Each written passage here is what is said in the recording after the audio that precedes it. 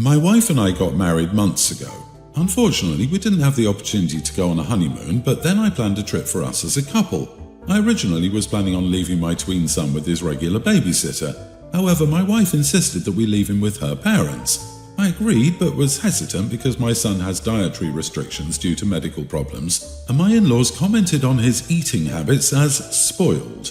I sent him there and gave them a list of what foods he should be fed.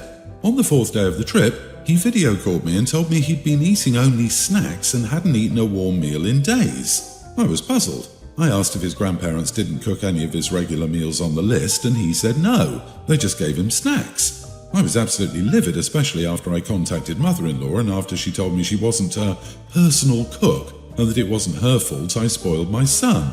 I cut the trip short and went home immediately. My wife was upset, saying that instead of cutting the long-awaited trip short, I should have let the babysitter feed him. We fought and she told me that her parents owed me nothing and that I always ruined things for us. Now I ruined the trip she paid for. Am I the idiot? Not the idiot, but you've made a serious mistake marrying this woman, and your son will suffer for it in the end. She has no compassion for your son and doesn't fall far from the idiot tree. Get out now. She's horrid. Her family will mistreat your kid every time they can. Concur. They only just got married and she's already making it clear how little she cares about this man's son. And if her parents weren't concerned enough even to feed the poor kid proper meals, and she's defending their atrocious behaviour, why on earth did she even want him to stay with them instead of the babysitter to begin with? I'd start reaching out to divorce lawyers if I were you. Why leave him with the grandparents? To save money on babysitter? Your son is Cinderella to them. It's time to divorce your wife. She told you that her parents owed you nothing after they starved your kid and is more upset about a trip than the fact her parents are neglectful. Her parents and her ruined your trip. Yeah, if you're going to look after a child for more than a day, a warm meal is a bare minimum, and that isn't spoiling. Were Grandma and Grandpa also only eating snacks? I bet they weren't. She cooked for her and her husband but didn't want to feed your kid. If I was looking after someone's kid, I would give them what I cooked for myself or just cook a bit extra. Also, the audacity. You wanted the babysitter, she's the one who begged you to go to her parents, then she says her parents owe you nothing. Mother-in-law's reaction is despicable. Not a personal cook is such a horrible way to go about feeding a literal child. So snappy and rude. Everyone's the idiot here. If your son has such a restricted diet, then you should have left them with someone who you know would listen to the diet or make sure those meals were pre-made for your son. Obviously, your in-laws should also have put in a little more effort on their part for your child, but it seems like they previously made it clear they would not. So why did you agree to leave him with them again? If his medical needs are not that serious, then you are overreacting. My girlfriend is crazy about skiing. She used to compete in free-riding competitions. We met in Colorado, where she was always skiing in the winter. She had retired from competing but still would ski as much as possible. 3 years ago, I told her I had to move for work, and if she didn't come with me, we would have to break up because I'm pretty sure my location change was permanent. She wasn't happy about it, but she moved with me. But now all our vacation time is spent skiing. I don't like it, but I asked her to move, so I tolerate it. Recently, we took 2 weeks off to go skiing in Banff in British Columbia. The thing that bothers me is that she prioritizes skiing over my comfort. We leave so early, around 5 or 6 a.m., so she can hit the slopes first thing. It takes 1 or 2 hours to drive there, and she skis the entire day. I want to get up at a more normal time and not ski until the very last moment. I like skiing too, but nowhere near as much as her. On Saturday, we went up to the slopes and she was skiing the whole day, didn't even bother to eat, she just packed a few energy bars. Then she texted and said she was going to find this hard-to-find backcountry route at the top of one of the lifts. It was nearing the end of the day and I was angry and I wanted to go home. I told her to get back down immediately and she said she'd be down in 30 minutes. I was in a bad mood because I had to eat by myself because she didn't want to take away from skiing time. I sent her a text message saying if she wasn't down immediately, I was leaving without her and she could find her own way back. I decided to wait by the car and got a text 10 minutes later saying she was hurt. I went to meet the ski patrol and she'd busted her knee. She was angry at me, saying it was my fault she was hurt because she read my text and felt rushed and did the backcountry run rushed and went fast to get down quicker. In my defense, it's probably a double black, so I think she would have gotten her anyway, but according to her, the run wasn't hard, and she would have done it if I didn't send her that text. We aren't sure how serious her knee injury is, but she can't walk. She's crying because it means she might not be able to ski to the same level anymore, and she refuses to talk to me about it. Am I the idiot? She prioritizes you year-round over herself. This woman loves you enough to put aside her passion for you, asking only for a few times a year to enjoy what she loves. Instead, you make these times as difficult as possible for her, then stress her to the point of injury. While she's responsible for herself while on the slope, your "I'm leaving immediately" comment contributed. You are the idiot. Do you even like your girlfriend? And his defense is, she probably would have gotten injured anyway. Why do you have to make the ski trips together? If you don't enjoy it, why can't this be something you don't join in for? Without you, she can enjoy herself unencumbered. Because he's afraid she won't come back. Notice everything is an ultimatum for him. Move or I will break up with you. Come down or I will leave you. Inside, he's afraid she'll take him up on it. I do hope she realizes this and takes it to heart when she gets healed up. Yeah, no compromise, controlling, self-centered, no sympathy. There is absolutely nothing in your whole story that doesn't scream entitled selfish idiot. She chose you over her passion for skiing, and you can't even put her first for a few weeks a year to let her enjoy it. You issue an ultimatum because she dares to ask for an extra 20 minutes to enjoy something that you seem determined to ruin for her. I hope to God she dumps your selfish butt and her knee is okay.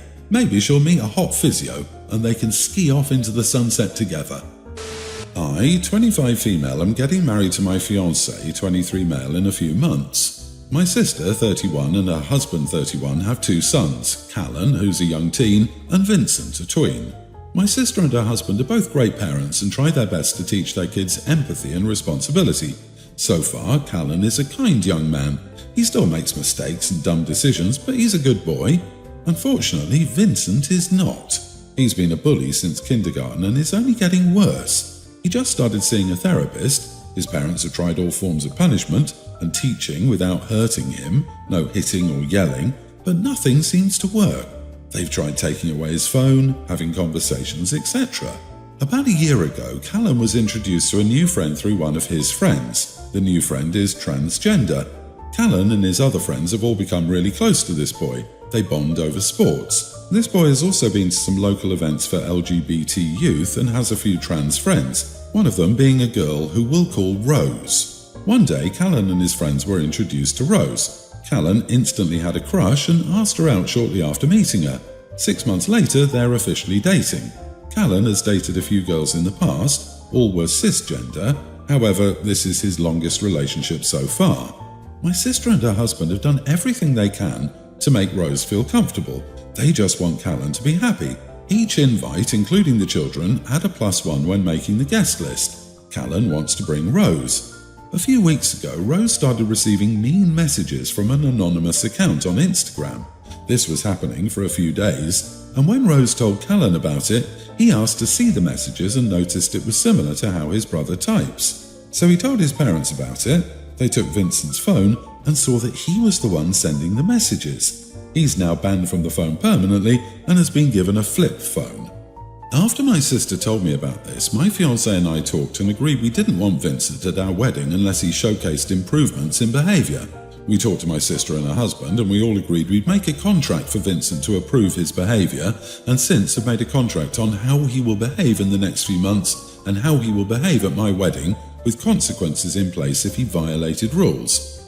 Our parents aren't happy about this. When they heard about it, they said that Vincent's family and stuff about blood is thicker than water, and suggested we should buy Rose jewellery and makeup to make up for what happened. They said that excluding Vincent from the wedding would be unfair, and it could hurt his relationship with the cousins that like him. I have other siblings who have kids. Am I the idiot? Why was a tween bully with behavioural issues allowed unfettered access to the internet in the first place? I feel for your sis and brother-in-law, but I don't think a contract for your wedding is going to be the catalyst for change. He probably doesn't care about your wedding. You're not the idiot, though. Your parents are. Also, she claims they tried taking his phone away. What kind of crap is that? It sounds like they took it for a few days and then gave it back. Pathetic. I'm really skeptical about their punishments. I personally wouldn't even bother with the contract and would just say he's not welcome. He's at an age where he's fully conscious of his actions and he needs to learn they have consequences. That's what I was thinking. Most tween boys couldn't care less about weddings, and is anyone actually going to exclude him? Then what? Are one of these parents going to stay home with the kid? What's the lesson here and how does it apply to Rose and his behaviour?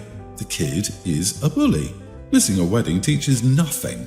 Take away something that would actually be fun. This seems like a reward. You are the idiot. Do people even read this story? It's unreasonable to dictate how other parents treat their children for months to earn an invitation to a wedding. It's absurd to try to dictate how the parents punish their child if the child acts up. Really, it is unreasonable to treat a kid like a criminal and not a kid. The punishment they implemented, flip phone instead of a smartphone, and an explanation of what the kid did was wrong is a totally reasonable way to react to this. This child isn't even in middle school and you want him to sign a contract? What nonsense. I, 24 female, live with my girlfriend, 25, and a roommate, 23 female. We share a 2-bedroom apartment and have lived together for 2 years now. Up until now, we've gotten along pretty well. My roommate has an elderly cat. The cat is honestly kind of mean. She doesn't like my girlfriend or me and will run away if we try to pet her or pick her up. So we just avoid each other. My roommate asked if we had cats before moving in because she said her cat doesn't like other cats. We didn't have any pets at the time, so it worked out. However, we did tell her that we might want one someday, to which she said we would have to revisit the issue if it came up. Well, my girlfriend and I have gotten to a place where we really want our own pet. We saw a kitten at the shelter and fell in love with him. We got the okay from our landlord and brought him home last week. His name is Banana Pudding.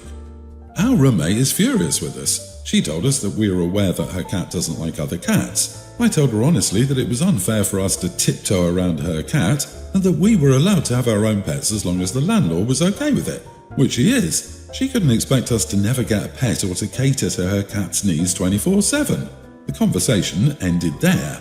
Unfortunately, things have escalated because her cat hisses and swats at Banana Pudding just for existing. She is honestly pretty aggressive, which is a big issue in my opinion.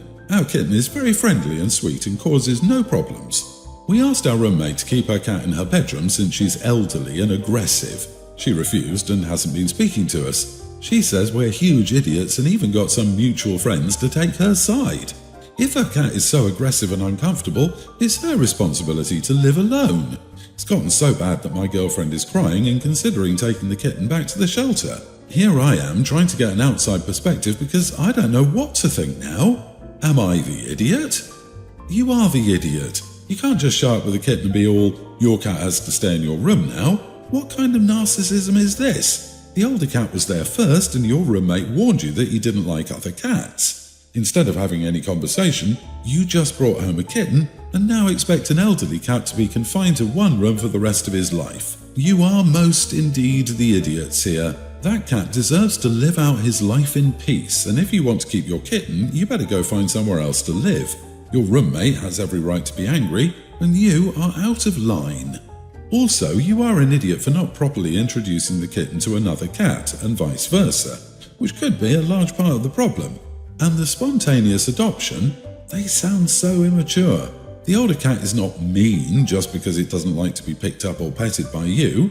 It's a pet with its own preferences, which is completely normal. You're not a good pet owner. His name is Banana Pudding. It sounds like you wanted a cuddly toy because it's cute. Both cats are living beings with emotions and territory. This place is their home, which you have turned into a place of stress and danger for both of them. Oh, and when Banana Pudding loses an eye, you have no one to blame for yourself since you put that poor kitten in that situation. Same with the elderly cat. It deserves to roam too. Update. My roommate and I have talked. I apologized to her for being selfish and ignorant and for putting her cat in an uncomfortable situation. She forgave me and said she'd be happy to help to do a proper introduction between the kitties. She said that if we do things slowly and carefully, her cat might be able to accept Banana Pudding. For now, our kitten will be staying in our room for the introduction process. She also taught me a little about cat body language And guys, her cat came and sat in my lap. She even purred. My roommate is a very kind and forgiving person, and I'm very thankful that she chose to forgive me after I was such a huge idiot to her. I think things are going to work out. Thanks everyone for your advice and criticism. I, 23 female, went shopping a few days ago and my fiancé wasn't supposed to be there, but he kept insisting we had things to talk about, so he showed up. When I was going to pay for my items, he gave me his card and told me that he would take care of it from now on and I shouldn't spend my dad's money anymore. Things are rocky between my fiancé and dad, which is why I think he said it, but the entire thing rubbed me the wrong way. I pushed his hand away and told him I didn't need him to pay for my things, but he ignored me and paid anyway. I was mad, so I asked him what he was doing and told him to stop being an idiot. He told me I was welcome and to stop making a scene. I kept bringing it up and telling him he was being an idiot, so now he's annoyed at me and saying things like, I need to get used to not living under my dad's thumb anymore. Am I the idiot? Not the idiot. Hate to break it to you, but your fiancé thinks of you as a possession, not a person. He wants to ensure you know that you belong to him, not your father. If you don't like that feeling, try paying for your own things occasionally. I encourage you to seek financial independence. Are you sure you want to be engaged to a guy who needs to be right and in charge, to the point that his power plays steamroll right over you? I find it disturbing that he said he would take care of it from now on. Does he expect you to be totally financially dependent on him and unable to take care of yourself, so you can never leave? Is he trying to isolate you from your family? Red flags. Yeah, your fiancé sounds overbearing and controlling. Why is he insisting on joining you when you said you wanted to shop alone? And heads up, financial control and abuse are a real thing. Make sure you are financially secure on your own in this relationship so you aren't relying on him or your dad. Good luck.